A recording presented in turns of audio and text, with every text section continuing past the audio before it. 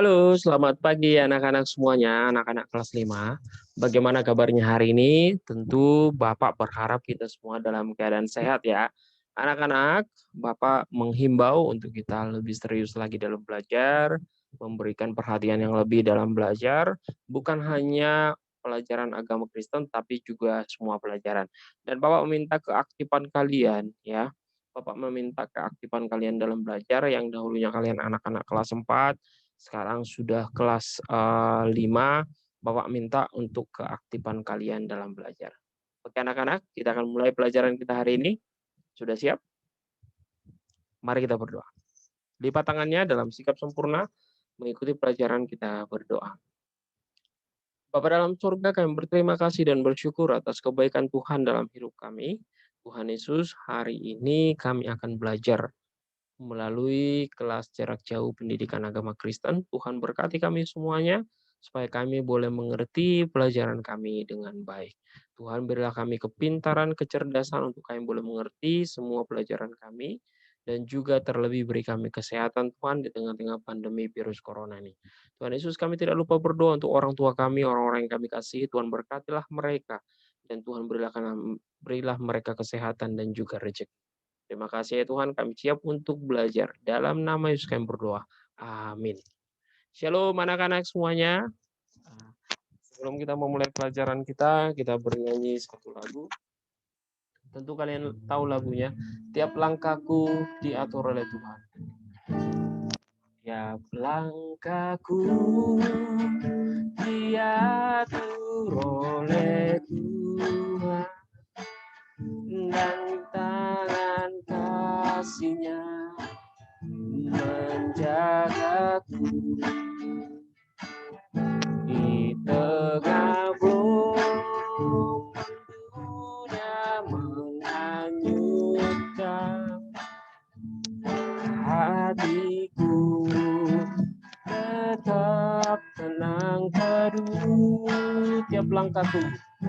Tiap langkahku ku tahu Tuhan yang pimpin ke tempat diriku dihantarnya, hingga sekali nanti aku tiba di rumah Bapa surga yang bakal.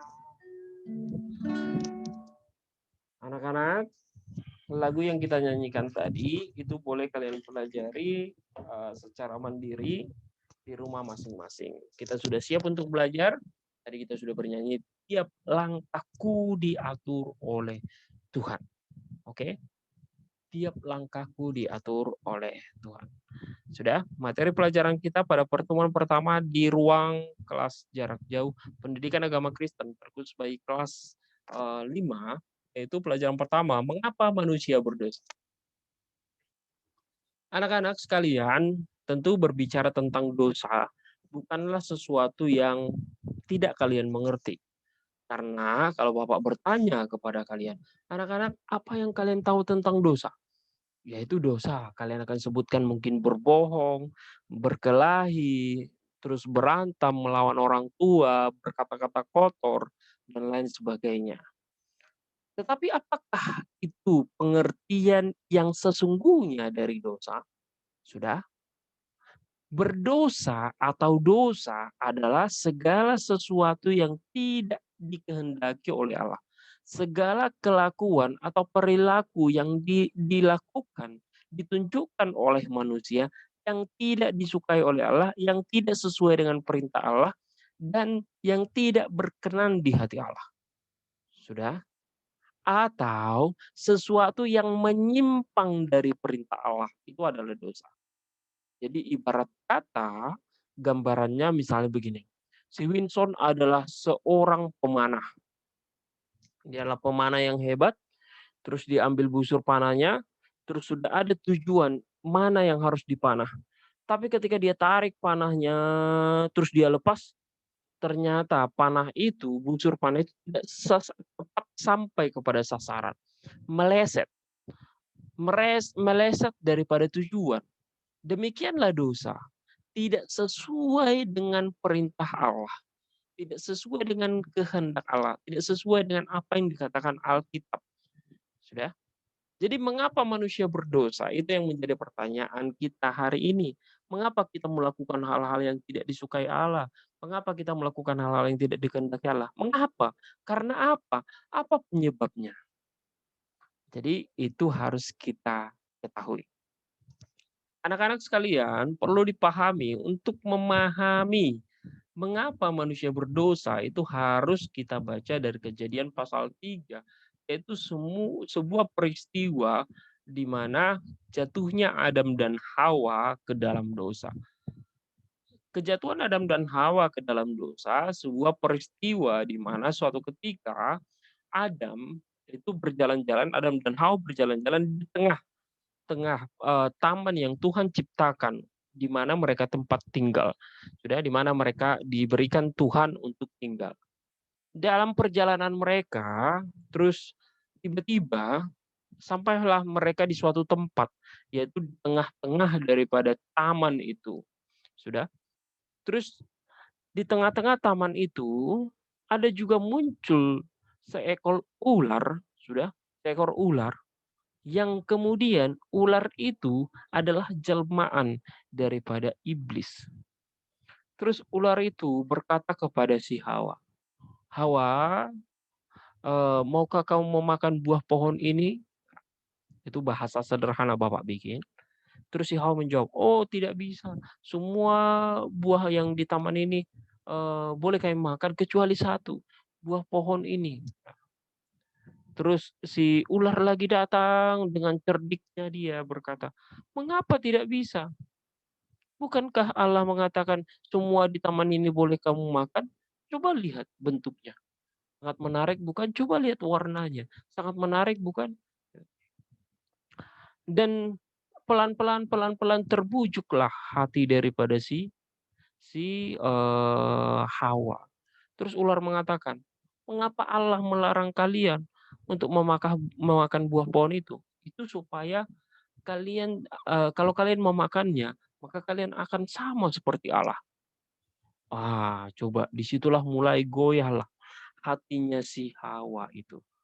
Waduh, kalau saya memakan buah pohon ini, saya akan sama seperti Allah. Terus dia pikirkan, aku manusia, Allah Maha Kuasa, Maha segalanya, Maha Pencipta, Maha Hadir.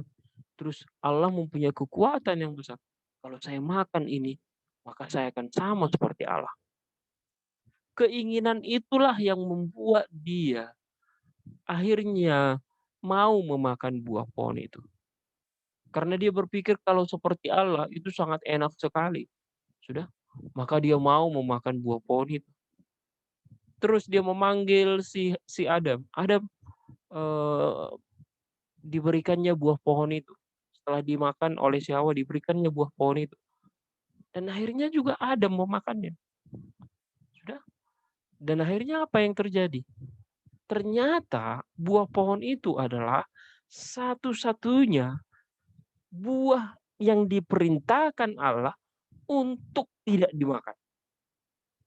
Jadi firman Allah ya dalam Kejadian pasal 2 dan pasal 3 mengatakan bahwa Adam dan Hawa kepadamu saya berikan kuasa untuk merawat. Sudah alam yang saya berikan kepadamu, ciptaan yang saya berikan kepadamu. Sudah taman ini saya berikan kuasa kepadamu untuk mengelola, untuk menamai semua jenis binatang, untuk menamai semua jenis tumbuh-tumbuhan. Tetapi satu perintahku jangan kamu langgar. Jangan sesekali kamu memakan buah pohon di tengah-tengah taman ini. Selainnya boleh kamu makan, tetapi satu buah pohon di tengah-tengah taman ini jangan kamu makan. Ketika engkau memakannya, maka engkau akan mati. Tetapi bayangkan, ada ribuan jenis pohon di situ.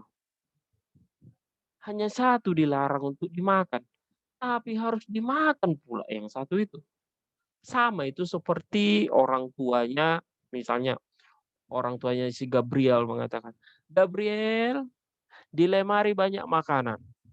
Semua boleh kamu makan Gabriel ya. Ada di situ agar-agar, ada di situ pecel lele, ada di situ, ayam goreng, ada di situ sup, ada di situ saksang, ada di situ apa lagi, udang. Tapi satu nggak boleh kau makan, ada di situ lemari, satu nggak boleh kau makan, ya. Ada satu di situ, nggak boleh kau makan. Di situ ada lemper, di situ ada lemper, itu lemper kemarin.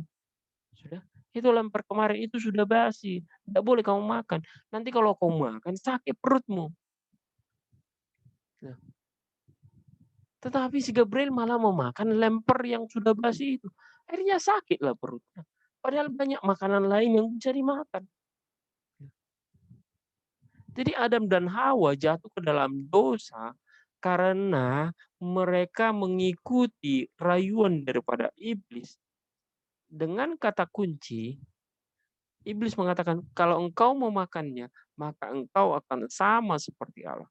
Keinginan kesamaan manusia itu, Adam dan Hawa itulah dengan Allah yang membuat mereka jatuh. Sudah, mereka tidak menyadari bahwa mereka adalah ciptaan Allah, bahwa mereka adalah sesuatu yang dibuat oleh tangan Allah sendiri. Malah mereka ingin sama dengan Allah. Oh, tidak mungkin, tidak bisa, ya. Akhirnya mereka memakan buah pohon itu, dan ketika mereka memakannya, apakah Allah tidak tahu? Apakah Allah tidak tahu? Allah tahu. Allah itu datang menghampiri mereka. Allah itu sangat kesal, sangat marah. Karena apa? Semua boleh mereka makan, tapi yang satu itu pun mereka dilarang, tapi tetap mereka makan. Adam dan Hawa adalah manusia pertama yang diciptakan oleh Allah. Allah menciptakan mereka menurut gambarnya. Pada mulanya mereka masih belum mengenal dosa. Allah menempatkan mereka di Taman Eden dalam Kejadian pasal 2 ayat 8. Taman itu sungguh indah. Allah memberi mereka tanggung jawab kepada mereka untuk mengelola, memelihara taman itu. Bekerja merupakan hal yang sangat menyenangkan. Di dalam taman itu tersedia segala sesuatu untuk mereka nikmati. Adam dan Hawa memiliki segala sesuatu yang dibutuhkan untuk kebahagiaan satu dengan yang lain dan juga Allah. Ya. Di tengah-tengah Taman Eden Allah menumbuhkan pohon kehidupan serta pohon pengetahuan tentang yang baik dan yang jahat. Semua buah pohon di taman tersebut boleh mereka makan kecuali buah pohon pengetahuan tentang yang baik dan yang jahat. Perintah dan larangan Tuhan sangat jelas. Jika mereka memakannya, maka mereka akan mati. Bagi mereka, kematian itu merupakan kenyataan yang mengerikan. Namun jika mereka taat dan setia, maka Allah akan memberikan anugerah kepada mereka dan keturunannya. Mereka mendengarkan perintah Allah dengan penuh rasa hormat. Tetapi apa yang terjadi dengan cerita Bapak tadi juga? Iblis tiba-tiba menyelinap masuk ke dalam taman itu dan ingin merusak pekerjaan Allah. Iblis lalu tahu bahwa manusia akan berbahagia selama mereka taat kepada Allah. Oleh sebab itu, iblis menggoda serta membujuk mereka agar tidak setia pada kehendak Allah. Iblis menggunakan ular sebagai alat untuk mempengaruhi manusia. Hal ini dilakukan iblis karena ular adalah binatang yang paling licik dari segala jenis binatang yang ada. Ular datang menghampiri dan menggoda Hawa dengan memutarbalikkan perintah Allah. Ular berbisik, "Sesekali kamu tidak akan mati, tetapi Allah mengetahui pada waktu kamu memakannya, matamu akan terbuka dan kamu akan sama seperti Allah, tahu tentang yang baik dan yang jahat." Hawa mendengar perkataan, pada perkataan tipuan iblis. Ia melihat bahwa pohon itu sedap dipandang mata dan buahnya baik untuk dimakan. Lalu ia mengambil buahnya dan memakannya dan memberikannya kepada Adam suaminya. Allah memakan buah itu, Adam memakan buah pohon itu, Adam memilih percaya kepada dusta iblis daripada kebenaran Allah. Pada saat itu dosa masuk ke dalam hidup mereka, ke dalam hidup manusia. Juga rasa takut gentar menghalau kebahagiaan mereka. Inilah asal usul mula dosa. Dosa terjadi ketika manusia tidak taat kepada Allah. Ia lebih memilih untuk menuruti keinginannya sendiri dan bukan menuruti kehendak Allah. Jadi dosa adalah sesuatu yang tidak sesuai dengan perintah Allah dan keinginan Allah. Sering sekali kita juga melakukan hal yang sama ya, anak-anak. Orang tua tahu mana yang terbaik bagi kita. Seperti Gabriel tadi, dilarang, "Jangan makan itu." Masih dimakan. "Gabriel, jangan makan es, kebanyakan kamu nanti sakit." Masih akhirnya sakit. Terus siapa lagi, misalnya sudah disampaikan ya, kepada anak-anak kelas 5 misalnya, ya, udah disampaikan kepada anak-anak kelas 5 kepada si Winson, ya, "Winson, kamu jangan sampai telat makan, nanti kamu telat makan sakit perutmu, bisa sakit maag kamu." Tapi masih jajan-jajan aja, terus makan, terus tiba-tiba sakit. Ternyata sakitnya, sudah nggak bisa lagi main-main, terlalu capek karena perutnya itu sudah terkikis ususnya. Contoh ya, banyak sekali orang tua kita tahu yang terbaik buat kita, supaya kita tetap sehat, sudah. Orang tua tahu yang terbaik buat kita supaya kita pintar, jadi anak yang berguna, berhasil di kemudian hari. Tapi kita lawan. Kita disuruh belajar sebentar saja kita lawan. Maunya kita main-main terus, main-main terus, main-main terus. Apakah seperti itu? Bukankah orang tua itu juga adalah perwakilan Allah yang harus kita dengarkan di tengah-tengah kehidupan kita? Orang tua adalah wakil Allah dalam kehidupan kita. Maka kita harus mendengar orang tua berbicara. Tetapi seringkali kita seperti Adam dan Hawa mengabaikan perintah orang tua. Sekarang Adam dan Hawa sadar bahwa iblis sudah menipu mereka ketika Allah marah kepada mereka. Mereka sudah jatuh dalam dosa, namun kesadaran mereka itu sudah terlambat. Karena apa? Karena mereka sudah memakan buah pohon itu. Mereka sadar apa yang akan terjadi. Mereka sadar apa yang terjadi tidak seperti rayuan ular itu. Mereka tidak sama seperti Allah. Mereka malu karena tidak berpakaian. Mereka menyemak daun pohon ara dan membuat cawat menjadi pakaiannya. Mereka ketakutan karena telah melanggar perintah Allah. Dan ketika itu, suara Allah terdengar berjalan di tengah-tengah taman itu. Ya, suara Allah terdengar berjalan di tengah-tengah taman itu. Dan mereka sangat ketakutan sekali. Akibat daripada ketaatan Adam dan Hawa, ada ketakutan yang besar di dalam diri mereka karena mereka merasa mereka sudah berdosa dan tidak taat kepada Allah. Oleh karena itu, anak-anak, akibat ketaatan Adam dan Hawa, hubungan manusia dengan Allah menjadi rusak. Pikiran yang dimiliki oleh manusia yang dahulunya baik itu menjadi rusak. Tubuh yang dimiliki manusia yang dicipta oleh Allah, oleh tangan Allah sendiri yang dahulunya baik, itu menjadi rusak. Hati yang dimiliki oleh manusia yang dahulunya baik, itu menjadi rusak. Semua rusaklah kehidupan manusia dan juga rusaklah ciptaan Allah. Sudah, mereka diusir dan tidak boleh lagi tinggal di taman itu. Mereka mengalami penderitaan sebagai akibat dosa yang dilakukannya. Anak-anak sekalian, itulah cerita tentang asal-usul dosa datang di dalam dunia. Asal-usul dosa pertama yang dilakukan oleh manusia. Jadi pertanyaan pertama, menurutmu apakah semua orang berdosa? Apa semua orang berdosa? Pertanyaan kedua, mengapa manusia jatuh ke dalam dosa? Apakah manusia semuanya berdosa? Ya, semua manusia yang melakukan yang tidak baik, sekalipun itu hanya sekali, berarti dia adalah orang berdosa. Sang bapak bertanya anak-anak kelas 5, Winson, pernah bohong nggak? Kalau Winson bilang, nggak pernah pak. Pernah marah nggak sama temannya? Berkelahi? Pernah pak. Oh sama aja.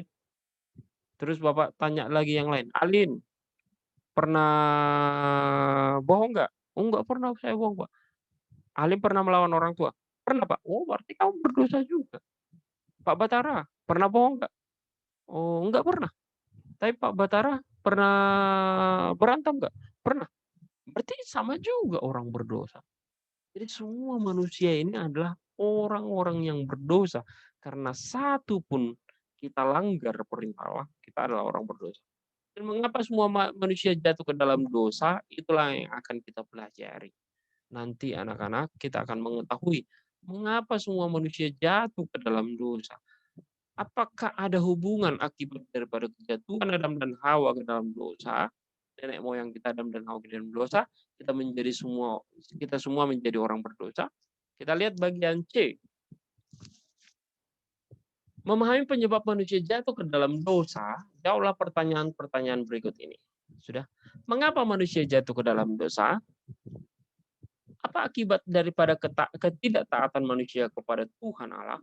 Seandainya kamu adalah Hawa, apa yang kamu lakukan jika dirayu oleh iblis untuk makan buah yang indah dan sedap dipandang mata, padahal hal itu dilarang oleh Tuhan Allah? Nomor 4, hal apa yang dapat kamu pelajari dari cerita ini di atas? Berilah tanda centang benar pada kotak sebelah kanan yang menurut kamu menjelaskan keadaan manusia dan akibatnya perbuatan dosa dilakukan oleh Adam dan Hawa, dan berilah tanda X salah bila keadaan itu bukan merupakan akibat dari dosa manusia. Jadi perhatikan, tugas pertama kalian anak-anak pada pertemuan pertama di ruang pendidikan agama Kristen jarak jauh ini, yaitu mengerjakan pertanyaan bagian C 1 sampai 5 dan juga dengan kolom-kolomnya. Sudah. Jadi yang pertama ini kolomnya diusir dari Taman Eden. Apakah itu akibat dosa? Menjadi takut kepada Tuhan. Apakah itu akibat dosa? Hidup sejahtera dan bahagia. Apakah itu akibat dosa? Kalian tentukan checklist benar atau salah. Ya. Bapak lanjutkan. Bagian D, mengapa manusia berdosa? Pada waktu Allah menciptakan Adam dan Hawa, mereka itu dibuat segambar dan serupa dengan Allah. Adam dan Hawa adalah hasil daripada rencana, pikiran Allah. Dan juga Adam dan Hawa dihembuskan napas kehidupan dari Allah sendiri. Napas dari Allah sendiri yang menjadikan manusia itu adalah anak-anak Allah. Gambar-gambar Allah. Rupa-rupa Allah. Sudah. Berbeda dengan binatang. Binatang diciptakan Allah hanya diciptakan dari tanah tanpa dihembuskan napas kehidupan. Hanya dikatakan binatang hidup, hidup. Tapi manusia itu dibentuk tangannya, dibentuk jari-jarinya, dibentuk hidungnya, sudah dibikin hidungnya, dibikin matanya, dibuat mulutnya, dibuat kakinya, dibentuk sedemikian rupa, dipikirkan oleh Allah sedemikian rupa. Karena itu manusia adalah rupa Allah. Dan apa tujuannya manusia itu diciptakan? Yaitu untuk mengasihi dan mengerjakan yang baik dan benar sesuai dengan perintah Allah. Sudah? Untuk apa manusia itu? Untuk menyembah Allah, untuk mengusahakan alam semesta yang diciptakan oleh Allah, tetapi mengusahakannya sesuai dengan keinginan Allah. Namun demikian, Allah tetap mengasihi Adam. Sekalipun manusia jatuh ke dalam dosa, Allah sangat marah, sangat kesal dengan Adam. Karena hanya satu, jangan makan buah pohon di tengah-tengah taman itu katanya. Ada ribuan jenis pohon buah-buahan yang bisa dimakan. Tapi satu jangan kau makan. Tapi dilanggar juga. Tapi apakah demikian? Karena kemarahan Allah. Allah menjadi tidak peduli kepada Adam dan Hawa. Allah menjadi membiarkan kehidupan Adam dan Hawa. Allah tetap iba dan Allah adalah kasih. Dan Allah mampu tetap mengasihi mereka sekalipun sudah tidak sesuai dengan keinginan hatinya. Namun demikian Allah tetap mengasihi Adam dan Hawa. Allah tidak langsung menghukum mereka. Allah tidak langsung menghukum mereka dengan kematian. Padahal apa yang dikatakan oleh firman Allah, sesekali engkau memakan buah pohon pengetahuan di tengah-tengah taman itu, maka engkau akan mati. Tapi yang dimaknai mati di sana adalah mati rohani, yakni putusnya hubungan manusia secara rohani dengan Allah. Sudah? Putusnya hubungan manusia secara rohani dengan Allah. Bukan mati langsung kehilangan nyawa. Kalau langsung kehilangan nyawa, tidak ada kita sekarang ini. Ya. Mereka masih dikasihi Allah, sekalipun mereka diusir, tapi Allah masih iba dan mengasihi mereka. Mereka diberikan kesempatan oleh Allah untuk bisa hidup. Ya. Kehidupan yang mereka harus jalani adalah kehidupan di luar taman yang indah atau Taman Eden. Mereka akan mengalami banyak kesukaran akibat dosa. dan mengalami penderitaan akibat-akibat dosa yang mereka harus tanggung karena kesalahan mereka sendiri tidak taat kepada perintah Allah. Allah selalu mengkehendaki kita selalu taat kepadanya, akan tetapi sering kita tidak taat kepada Allah. Allah menghendaki kita selalu mengasihinya, namun sering sekali kita tidak mengasihi Allah. Oleh karena itu, anak-anak sekalian, sudah, apakah engkau adalah orang berdosa? Apakah Bapak adalah orang berdosa? Iya, kita adalah orang berdosa. Apakah kamu masih sampai sekarang masih berbohong? Bisa jadi. Apakah Bapak masih suka marah? Bisa jadi. Kalau demikian, kita masih orang berdosa. Sudah, kita adalah orang-orang berdosa. Tetapi ingat, sudah, kita adalah orang-orang berdosa yang tetap dikasihi oleh Allah. Allah menyayangi kita sekalipun kita orang berdosa. Kita masih kecenderungannya berbohong, kita masih kecenderungannya marah, kita kecenderungannya berkata kasar, kita kecenderungannya membenci bukan memaafkan, kita kecenderungannya menyimpan amarah dan dendam, kita kecenderungannya itu menjadi sombong, kita kecenderungannya itu menyebabkan kita itu menjadi suka berantem. Dosa itu menjadikan kita membuahi atau melakukan hal-hal yang tidak benar dalam kehidupan kita. Ya. Oleh karena itu, Allah menghendaki kita untuk taat kepada kasih-Nya, taat kepada perintah-Nya untuk lepas daripada dosa itu. Ya. Allah menghendaki untuk kita lepas daripada dosa itu dengan mengikuti firman. Allah menghendaki supaya kita taat kepadanya dan menjauhi perbuatan-perbuatan yang tidak sesuai dengan kehendak-Nya. Allah mengasihi kita, senantiasa memberikan kasih-Nya kepada kita. Sudah, sekalipun kita berulang kali jatuh ke dalam dosa. Dari situ kita dapat belajar betapa Allah mengasihi kita. Sekarang pertanyaannya begini. Berapa kali kamu berbohong satu hari? Satu kali, Pak. Berapa kali kamu berantem? Satu kali, Pak. Berapa kali kamu marah kepada kakakmu? Satu kali. Berapa kali kamu melawan orang tuamu? Satu kali, Pak. Pertanyaannya, kemungkinan berapa kali kamu berdosa dalam satu hari? Terus misalnya si Rodeo menjawab misalnya, 10 kali, Pak. Oke, 10 kali. Terus datang si Roy menjawab, saya berdosa sehari 30 kali, Pak. Oke. Terus datang si Samuel menjawab, 25 kali, Pak. Nah, sekarang pertanyaannya, berapa kali kamu berbuat baik dalam satu hari? Berapa kali kamu membuat senang orang tuamu? Berapa kali kamu membuat senang adikmu? Berapa kali kamu membantu kakakmu? Berapa kali kamu membantu orang tuamu dalam satu hari? Berapa kali kamu berkata-kata yang baik, yang lembut? Berapa kali kamu memaafkan orang lain dalam satu hari? Pertanyaannya, mana lebih banyak?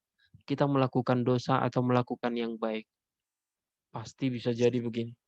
Melakukan dosa kita tinggi, melakukan kebaikan itu rendah sekali. Bisa jadi kita melakukan dosa itu 20 kali, 30 kali, bahkan 50 kali dalam satu hari.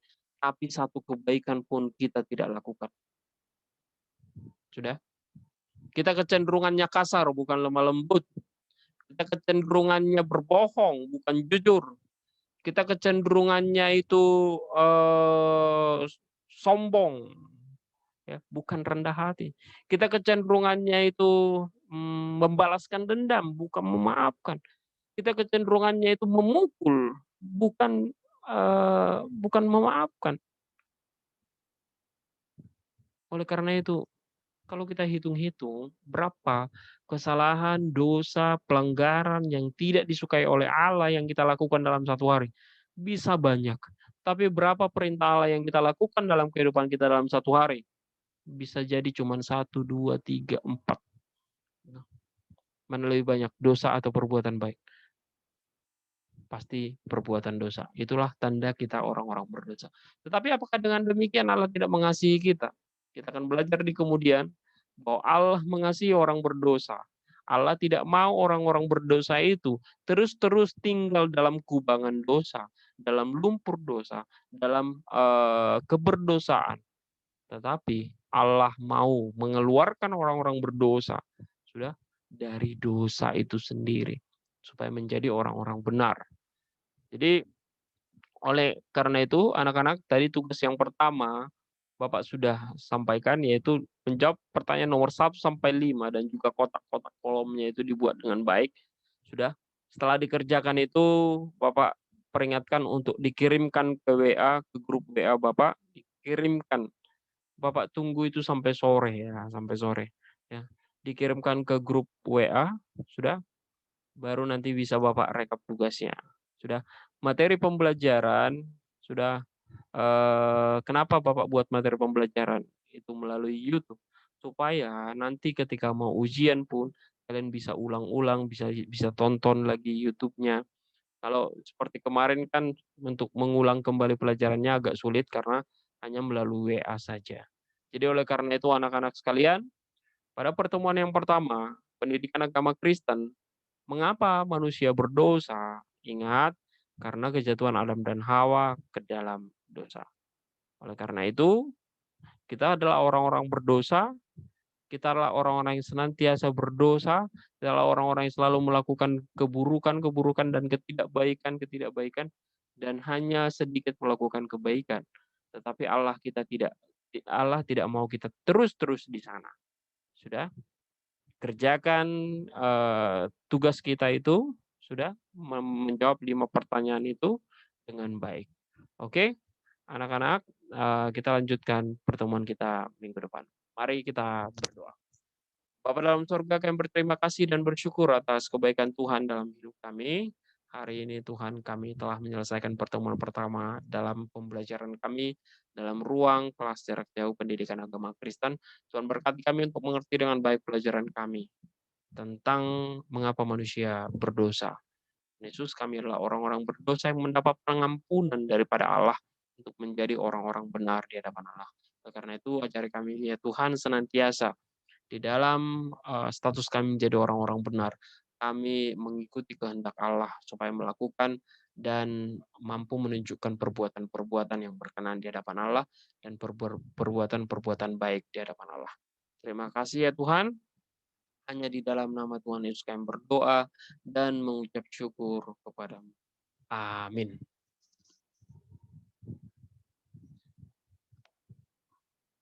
Oke anak-anak sekalian, Bapak menghimbau supaya kalian tetap berada di rumah. Ingat, kalian tidak diperbolehkan datang ke sekolah atau tidak belajar di sekolah, itu untuk kalian belajar di rumah. Kenapa?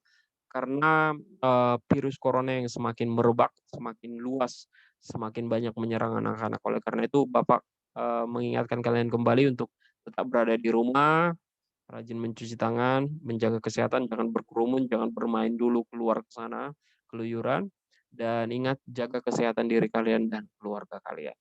Oke, anak-anak, Tuhan Yesus memberkati. Shalom semuanya.